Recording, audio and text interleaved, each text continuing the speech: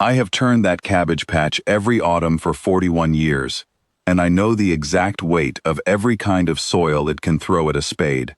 The clay-heavy strip along the fence, the loose black loam by the old well, the stony seam under the plum tree that has chipped more blades than I care to count.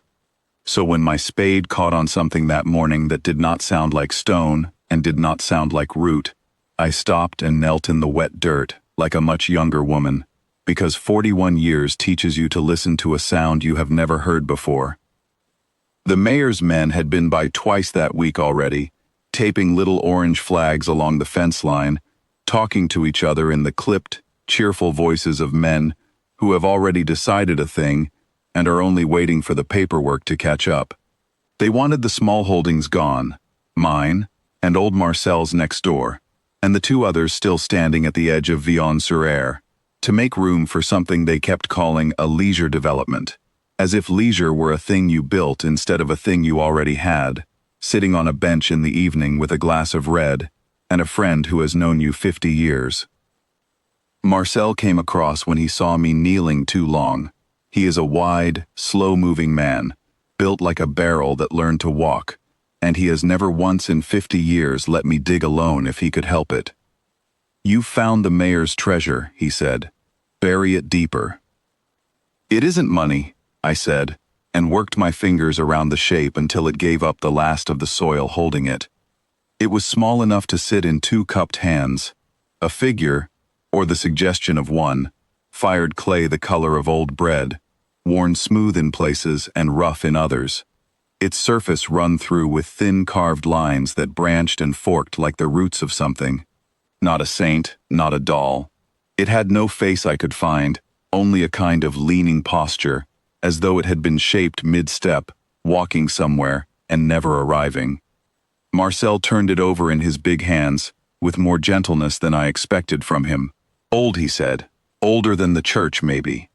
"Older than the village," I said, though I couldn't have told you why I believed that.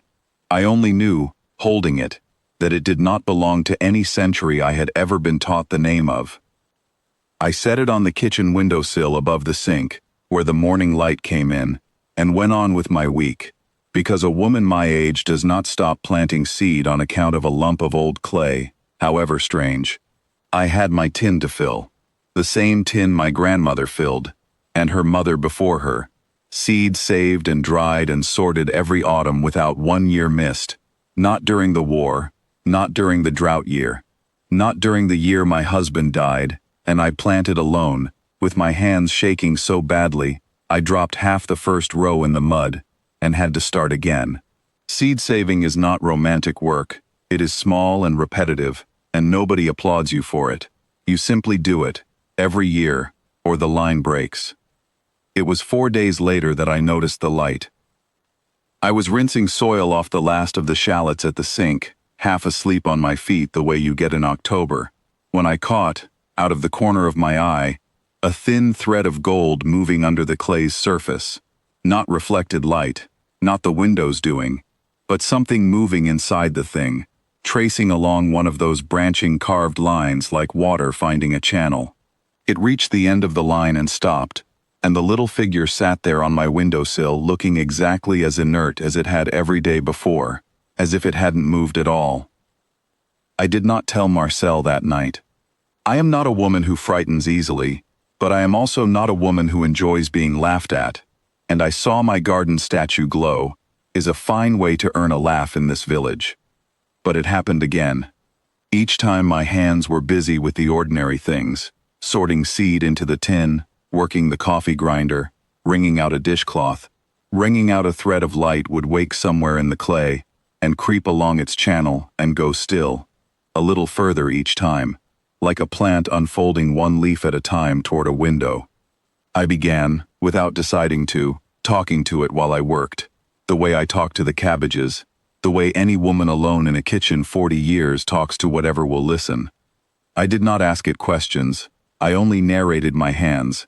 This seed goes here, this water goes there, and the light seemed, in whatever way clay can seem anything, to be listening.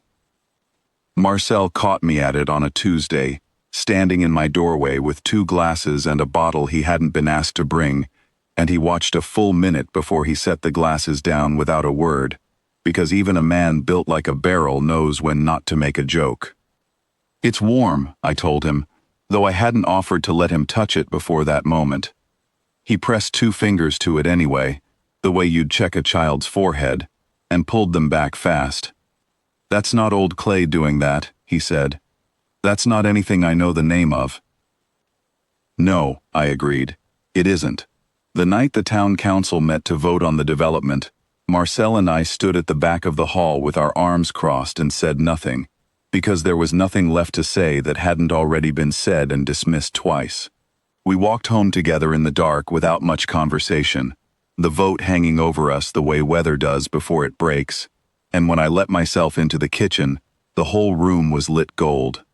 Not lamp gold, not window gold.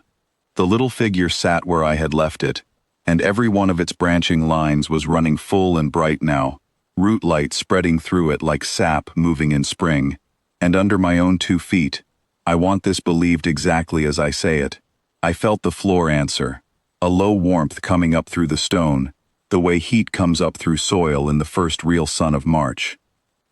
Marcel had followed me in, and stood frozen in the doorway, with his cap still in his hand. The light did not blind or flare.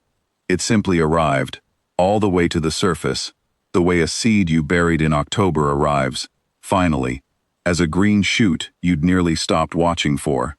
And in a voice that was not loud, that seemed to come from inside the clay and inside my own chest at the same moment, it said the only thing it ever said to me, plain as a neighbor's greeting across a fence. "Seed keeper, you are home." I did not understand it all in that first moment. Understanding, I have found, comes slower than recognition does, but I understood enough.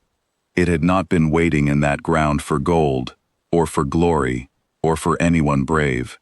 It had been waiting, the way a seed waits, for a hand that would not skip a year, not a queen's hand, not a soldier's, a hand that returns every single autumn, war, or drought, or grief notwithstanding, and puts the next year's seed into the tin, regardless of whether anyone is watching or whether anyone ever will. 41 years of mine, and however many hundreds before mine, unbroken, small, and entirely unremarkable to anyone who had never had to keep it. I do not know, even now, what order of people shaped that figure, or what promise they buried with it, only that it had chosen to wake for the one thing my family had never once failed to do. The council's vote came back 3 days later, and by then, the ground under my cabbage patch had begun to do things with the soil that made the surveyor's men go quiet and stop tying their little orange flags, and stranger things happened after that, which I will not set down here because they are not mine alone to tell. What I will say is this: Marcel still comes across most evenings with a bottle he wasn't asked to bring, and we still sit at my table while I sort next year's seed into the same tin, and the little clay figure still sits on the windowsill, dimmer now but never fully dark, like a coal banked for morning. I do not talk to it the way I used to, narrating my hands for company. I don't need to anymore. It already knows the work. It was only ever waiting to see that the work would go on. I am an old woman, with dirt under her nails, and a torn tin box of seed that has outlived 2 husbands and 1 whole century, and something far older than my church, my village, or my country chose, of all the hands it might have chosen, mine. Not because I was owed anything, but because I never once put the tin down. That is the whole of my inheritance, and I have never once considered it a small one.